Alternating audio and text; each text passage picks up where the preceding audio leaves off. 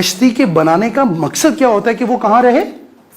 वो तो समंदरों की लहरों के ऊपर तूफानों से जूझे जाके, यही एक कश्ती का मकसद हयात है। So when we are talking about self leadership, we do have to think कि हमें जिस तरफ से मुख्तलिफ किस्म की सपोर्ट सिस्टम मौजूद है, we do not have to rely long on that. We have to create sources and resources where we may venture forward for self-sustenance. So what do you see on the screen now? Practice of intentionally influence. Intentionally का मतलब क्या होता है? जानबूझकर, अपनी नीयत के साथ, ठीक है? Practice of intentionally influencing your feelings, your thinking and your behaviors to achieve your objectives. अब आपके objectives किसके objectives हैं? आपके objectives मेरे objectives तो नहीं है। Are you getting my point? आपके objectives इसके objectives तो हर बंदे के अपने अपने objectives, बाजू का तो objectives का clash भी हो रहा होता है, और बाजू का कुछ ऐसे लोग भी माशरे में मौजूद होते हैं, ठीक है, कि उन्हें ये महसूस, अगर किसी का पैर किसी जगह पे ऑलरेडी मौजूद है तो वो अपना पैर वहां पे धरने के लिए उस बंदे का हटाने की कोशिश शुरू कर, ऐसे लोग हैं ना माशरे के अंदर मौजूद। हम बात कर रहे हैं सेल्फ लीडरशिप की, राइट? तो एक ऐसी जानबूझकर की हुई प्रैक्टिस, जानबूझकर की हुई एक ऐसी प्रैक्टिस क्या होती है? Something that you do mostly every day, something that you do every time and every day, that is called your practice. आपकी फीलिंग्स कब डेवलप होती हैं? अगर ये मैं बाहर वाला दरवाजा भी खोल दूं और ये खिड़कियां भी खोल दूं, तो इस वक्त बाहर क्या है? सर्दी। तो वो बाहर की हवा अंदर आएगी। तो अब इस वक्त जो यहां पर माहौल है, क्या खिड़कियां और दरवाजे खोलने की सूरत में माहौल में तब्दीली आई कि नहीं? yes. उस तब्दीली के आने की वजह से हमारी फीलिंग्स जो है, जो कि अभी कोजी और कंफर्टेबल हैं, वो उनको सर्दी लग जाएगी। हमारी फीलिंग्स को सर्दी लग, मीन्स हमारी फीलिंग्स जो हैं वो डेवलप मुख्तलिफ होंगी, राइट? अच्छा, जैसे ही हमारी फीलिंग्स डेवलप होती हैं तो उसके बाद अगली चीज क्या होती है? फीलिंग्स के फौरन बाद थॉट प्रोसेस एक चैनलाइज होता है, आपके जहन के अंदर सोचें पैदा होनी शुरू होती हैं, और फिर आपकी सोचों से आपका रवैया फॉर्म होना, और आप कोई ना कोई एक्शन परफॉर्म करते। Are you getting my point? जिस तरह इसने अपनी बगलों में दोनों हाथ दिए हुए हैं, अगर इसको सर्दी ना लग रही हो तो क्या ये वाला एक्शन करेगा? ये are you getting my point? बात समझ? अब मेरे माथे के ऊपर ये पसीना आ रहा है, तो उस बेशतर इसके कि वो पसीना मेरी आंखों में गिर जाए, तो maybe I will wipe, मैं वो टिश्यू लेकर शायद इसको साफ करने की, तो मेरा एक्शन जो है वो जरा गौर कीजिए, वो मेरे बॉडी के अंदर जो फीलिंग्स हैं या जो टेम्परेचर है उसके अंदर तब्दीली पैदा होने से मेरा कोई ना कोई एक्शन फॉर्म। अब आपका जो इर्द गिर्द का माहौल है उसमें कोई और शख्स जो है वो कोई ऐसा कलमा, कोई ऐसी बात, कोई ऐसा एक्शन परफॉर्म करे जिससे आपकी फीलिंग्स डेवलप हों, और वो फीलिंग्स नेगेटिव हों। Negative feelings would trigger the negative thought process, negative thought process would trigger the negative behavior, and then that negative behavior would be translated into negative actions maybe, और वो जो आप reaction और response की बात कर रहे थे उस दाने के ऊपर आप पहुंच जाएंगे। तो सेल्फ लीडरशिप क्या है कि माहौल के अंदर, मुआशरे के अंदर, मेरे इर्द गिर्द जो कुछ भी हो रहा है, मैं रिएक्ट ना करूं, मैं रिस्पॉन्स करूं, और मैं अपनी फीलिंग्स को, अपनी थॉट्स को और अपने बिहेवियर्स को चैनलाइज करूं। What somebody wills from me to do, I should not do that. I should do what suits me doing. मुझे वो करना चाहिए जो मुझे सूट करता है, क्योंकि मेरी एक अपनी, आप मुझे किस तरह, किस शख्स के तौर पे जानते हैं? As a trainer. और ये पिछली जो 4 हमारी क्लासेस हुई हैं उसमें आप मुझे किस तौर पे जानते हैं?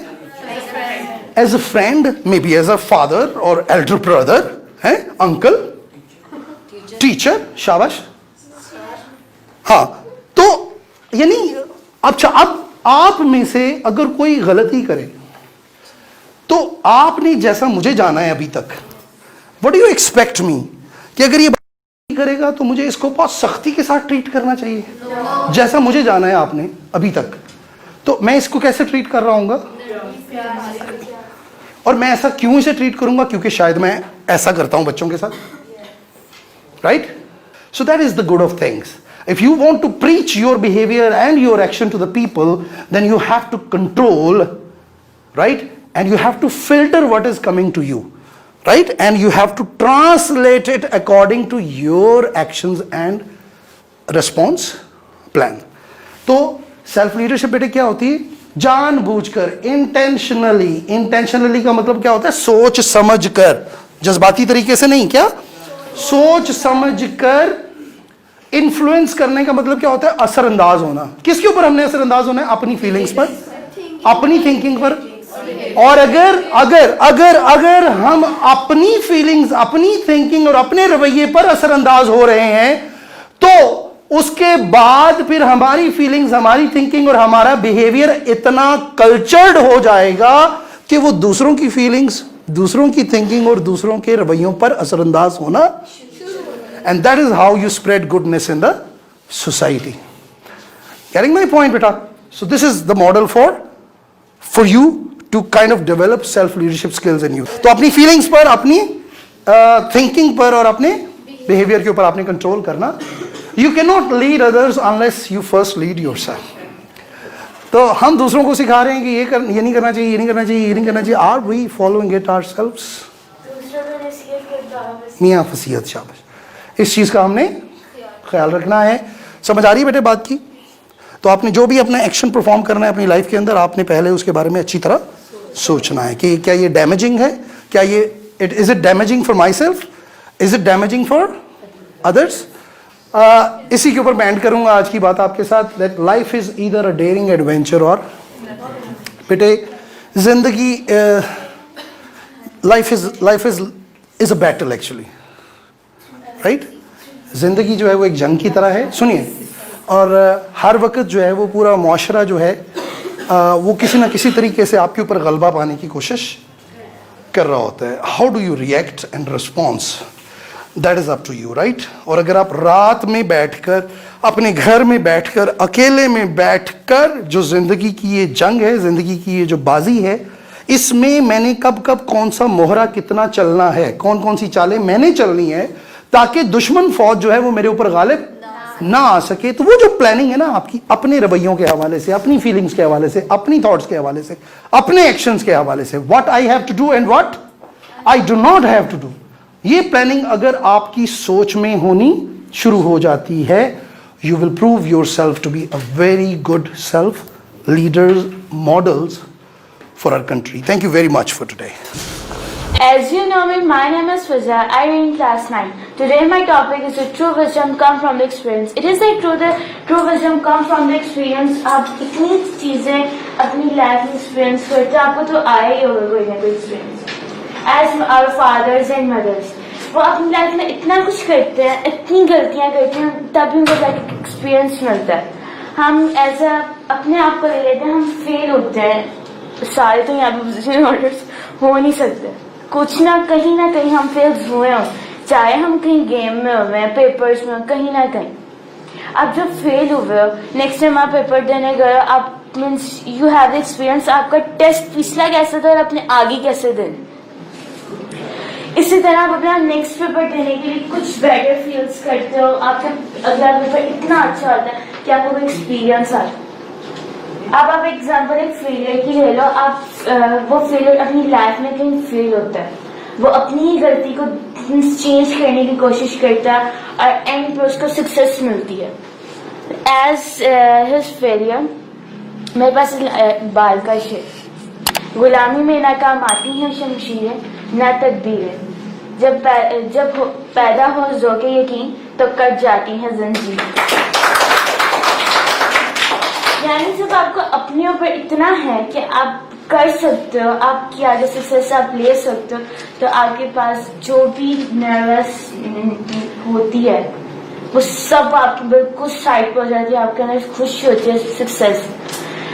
और इस तरह ट्रू विजडम इसीलिए हमारे पास इस तरह का ट्रू विजडम आता है, और तो और हम जो एक्सपीरियंस करते हैं वो हमारे पास हमेशा के लिए रहता है।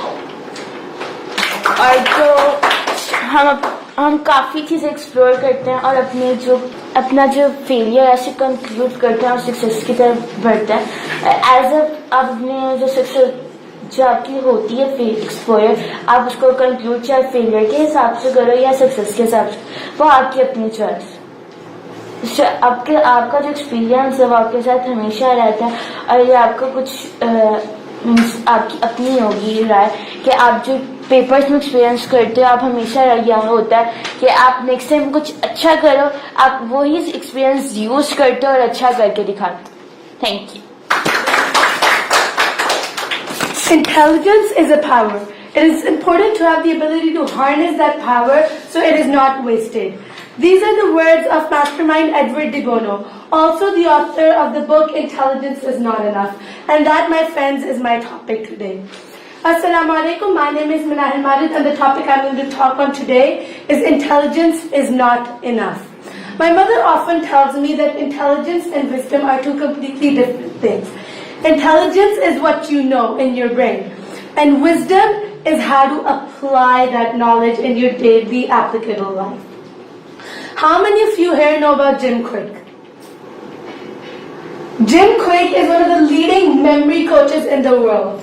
But would you believe me if I tell you right now that when he was little, he suffered head trauma, and that he was known by his teacher as the boy with the broken brain? And now he has trained former US presidents and Hollywood stars to memorize stuff faster.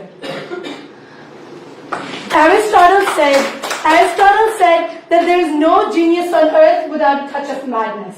Isn't it madness that Albert Einstein would be sitting in a maths class, and while his teacher was taught a subject, a topic like algebra, for example, he would be thinking how fast light goes?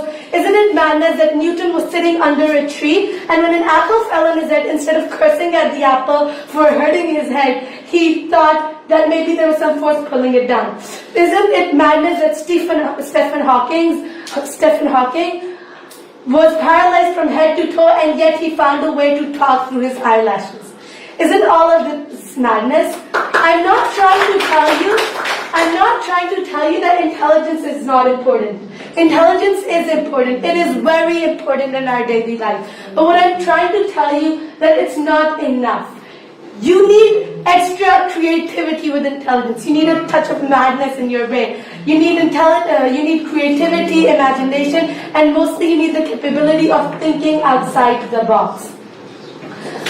Because in our society today, we don't need people who think like everyone else in this room. We need people who think differently, creatively, innovatively, with a hint of madness in them. I'm going to end with the beautiful words of Albert Einstein. Intelligence is not measured in the knowledge you have. It's measured in the imagination you have. Thank you.